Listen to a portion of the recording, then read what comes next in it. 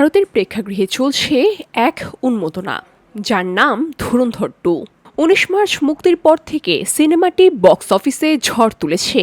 পর্দায় দেখা যায় এক সাহসী ভারতীয় গুপ্তচর পাকিস্তানে ঢুকে দুঃসাহসিক অভিযানের মাধ্যমে দেশকে রক্ষা করছে। কিন্তু ঠিক এই সময়ই বাস্তবতা লিখল এক ভিন্ন গল্প।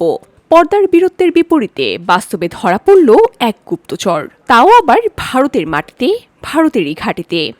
বসুন্ধরা, উত্তরা, বনশ্রী, কুড়িল ও বাড্ডা সহ রাজধানীর বিভিন্ন স্থানে অভিজাত ও অত্যাধুনিক মানের ফ্ল্যাট কেনার এক নির্ভরযোগ্য প্রতিষ্ঠান প্লেজেন্ট প্রপার্টিজ লিমিটেড।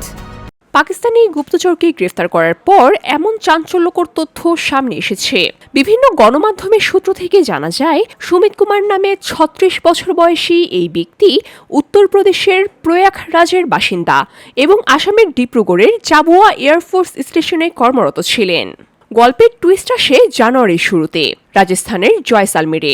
পাকিস্তানের গোয়েন্দা সংস্থার সঙ্গে যোগাযোগের অভিযোগে ঝাপড়া রাম নামে এক যুবককে আটক করা হয়। জিজ্ঞাসাবাদে উঠে আসে এক ভয়ঙ্কর তথ্য, বিমান বাহিনীর ভেতরেই লুকিয়ে আছে এক গুপ্তচর।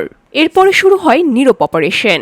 রাজস্থানের গোয়েন্দা সংস্থা ও এয়ারফোর্স ইন্টেলিজেন্স যৌথভাবে নজরদারি চালায়। প্রতিটি পদক্ষেপ ছিল অত্যন্ত গোপন, প্রতিটি মুহূর্ত ছিল ঝুঁকিপূর্ণ।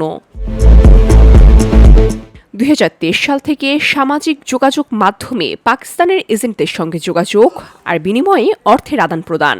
ইতিমধ্যে তিনি চাবুয়া ও বিকানের নাল এয়ারফোর্স ঘাঁটির গোপন তথ্য পাচার করেছেন।